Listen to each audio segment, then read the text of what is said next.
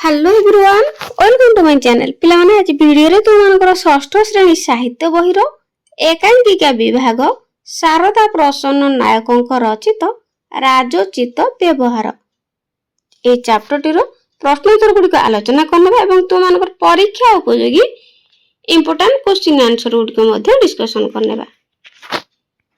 क नंबर पाठटी पढ़ी सारिबा परे निम्न रे दिया जाइतिबा चरित्र मानकर जेउ उक्ति तुमको भल लागुछि सेही उक्ति गुडी को अभिनय सह कुह।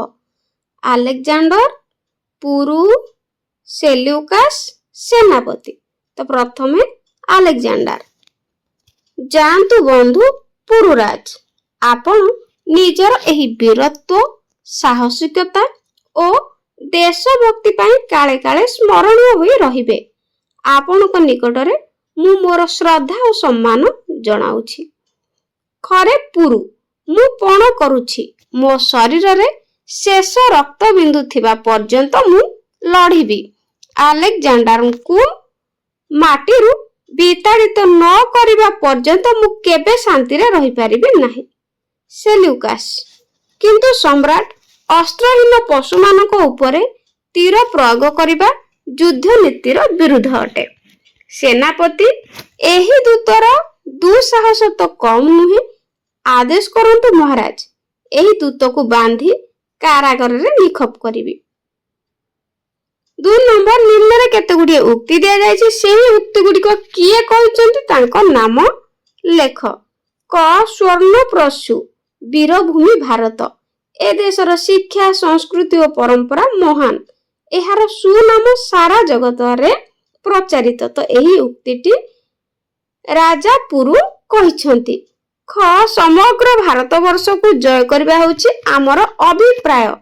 तो ए क्वेश्चन टी इंपोर्टेंट अटे। एही उक्तिटी कहिसंती सम्राट अलेक्जेंडर। ग मु पूर्ण करूछि मो शरीरर शेष रक्त बिंदु थिबा पर्यंत मु लढिबी। उत्तर एही उक्तिटी राजा पुरु कहिसंती। घ सुनिथिली ए देशर माटी रे सुना फळे, ए देश घिय मोहरे परिपूर्ण। उत्तर एही उक्तिटी अलेक्जेंडर कहिसंती। उ का पुरुष मृत्यु पूर्वरु सहस्र बार मृत्युवरण करिथाय। ए क्वेश्चन टी इंपोर्टेंट अटे। उत्तर एही उक्तिटी राजा पुरु कहिसंती। च अस्त्रहीन पशु मानक उपरे तीर प्रयोग करिबा युद्ध नीतिर विरुद्ध अटे। उत्तर एही उक्तिटी सेनापति सेल्यूकस कहिसंती। 3 नंबर निम्न रे केते गुडी उक्ति दिया जायछि सेही उक्ति गुडी को किए काहा को केउ प्रसंग रे कहिसंती लेख। क आमर लक्ष्य जे कोनसी उपाय रे जे कोनसी पंथा रे युद्ध जय करिबा। इंपोर्टेंट क्वेश्चन अटे। उत्तर एही उक्तिटी अलेक्जेंडर सेनापति सेल्यूकस को पुरु सैन्य सहित युद्ध करिबा प्रसंग रे कहिसंती। ख आपनकर निर्देश ठीक भाबरे कार्यकारी होईछि। भारतीय सैन्य बाहिनी रो हाथी मानक ऊपर को अस्त्र प्रयोग करिबा फल रे से माने क्षत व्यक्षत होई पृष्ठभंग दे पळाई जाइछंती। तो उत्तर एही उक्तिटी सेनापति सेल्यूकस सम्राट अलेक्जेंडर को पुरुଙ୍କ सैन्य बाहिनी रो हाथी मानक तीर और वर्षा रे आघात करिवार सुफल विषय रे कहिसंती। ग पुरु को बंदी करी आनिबो नाही, पराजित हेले मध्य से जने देशप्रेमी वीर। उत्तर एही उक्तिटी सम्राट अलेक्जेंडर सेनापति सेल्यूकस को पुरुଙ୍କ पराजय परे तांको तांको शिविर को आनिबा प्रसंग रे कहिसंती। घ मु पराजित हेले मध्य गोटे स्वाधीन राज्यर नरपति। तो यह इंपोर्टेंट अटे। उत्तर एही उक्तिटी पुरु राजा सम्राट अलेक्जेंडर को निजर उचित सम्मान दाबी करिबा प्रसंग रे कहिसंती। आज मु अनुभव करूछि जे सुजला सुफला शस्य श्यामला भारत वर्ष प्रकृति रे वीर मानकर लीला भूमि। उत्तर एही उक्तिटी सम्राट अलेक्जेंडर पुरु राजांक दृढ़ मनोबल देखि तांक निकट रे प्रकाश करिसंती। 4 नंबर निम्न रे दिया जायतिबा अनुच्छेदटी पाठ करी सेथिरु प्रश्न तयारी कर। तो एई अनुच्छेदटी को पाठ करी कि एहार प्रश्न गुडी को जहा अछि तो ताको निर्माण करिबा। तो उत्तर प्रश्न 1 रे अलेक्जेंडर सेही पत्र रे कोन लिखिथिले। ଖରେ ଆଲେକ୍ଜାଣ୍ଡର କଣ ଜାଣନ୍ତି ନାହିଁ? ଗ କଣ ହୋଇଥିଲେ ଆଲେକ୍ଜାଣ୍ଡର ପୁରୁଙ୍କ ଦ୍ୱାରା ସମ୍ମାନର ସହିତ ପାଛୋଟି ଅଣା ହୋଇଥାନ୍ତେ? ଘ ଆଲେକ୍ଜାଣ୍ଡର କିପରି ଭାବରେ ଆସିଥିଲେ? ଙ କିଏ ଦୂତକୁ ଫେରିଯିବାକୁ କହିଛନ୍ତି? 5 ନମ୍ବର ତଳେ ଦିଆଯାଇଥିବା ପ୍ରଶ୍ନର ଉତ୍ତର ଲେଖ। କ ଆଲେକ୍ଜାଣ୍ଡର କେଉଁ ଦେଶର ରାଜା ଥିଲେ? ଇମ୍ପୋର୍ଟାଣ୍ଟ କ୍ୱେଶ୍ଚିନ୍ ଅଟେ, ମନେ ରଖିବ। ଉତ୍ତର ଆଲେକ୍ଜାଣ୍ଡର ଗ୍ରୀସ ଦେଶର ରାଜା ଥିଲେ। ଖ ସେ ଭାରତ ପ୍ରତି କାହିଁକି ଆକୃଷ୍ଟ ହୋଇଥିଲେ? ଏହା ମଧ୍ୟ ଇମ୍ପୋର୍ଟାଣ୍ଟ କ୍ୱେଶ୍ଚିନ୍ ଅଟେ, ଭଲ ଭାବରେ ମନେ ରଖିବ।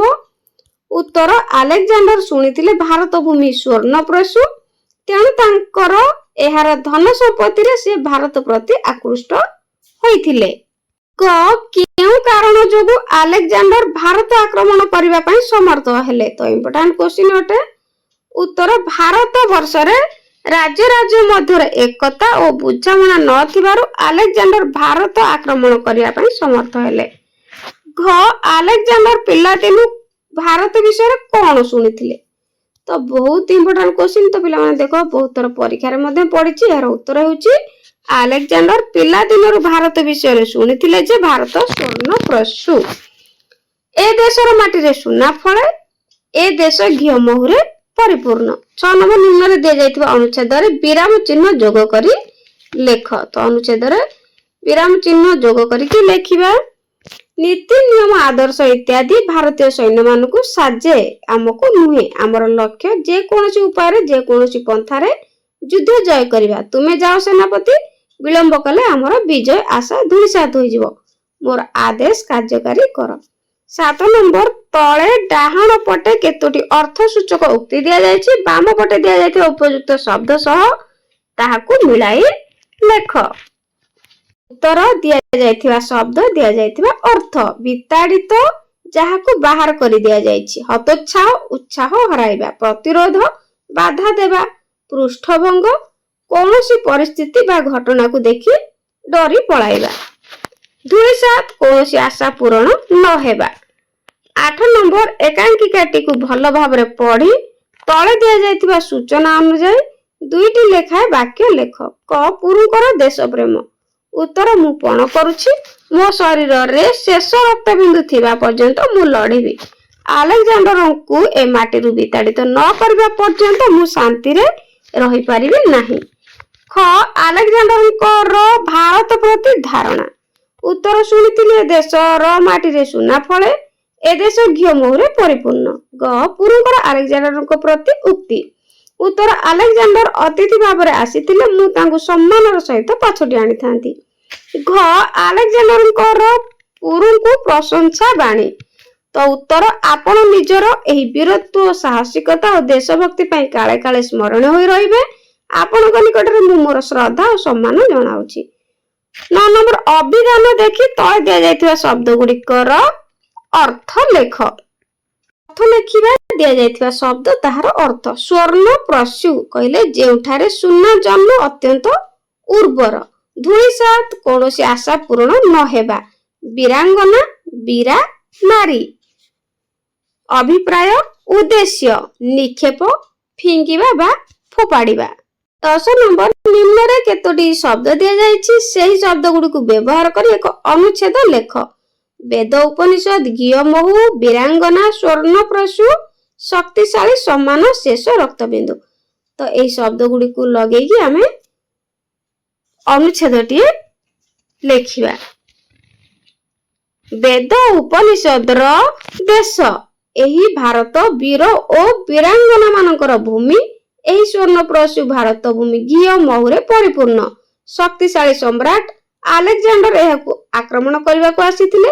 ଏହି ଆକ୍ରମଣକାରୀଙ୍କୁ ପୁରୁ ରାଜା ସମ୍ମାନ କରିବା ପରିବର୍ତ୍ତେ ତାଙ୍କ ଶରୀରରେ ଶେଷ ରକ୍ତବିନ୍ଦୁ ଥିବା ପର୍ଯ୍ୟନ୍ତ ସଂଗ୍ରାମ କରିବାକୁ ପ୍ରସ୍ତୁତ ହୋଇଥିଲେ। ତ ପିଲାମାନେ ଭିଡ଼ିଓଟି କେମିତି ଲାଗିଲା କମେଣ୍ଟରେ ନିଶ୍ଚିତ ଜଣାଇବ। ଆଜି ପାଇଁ ରହୁଛି, ଥ୍ୟାଙ୍କ ୟୁ।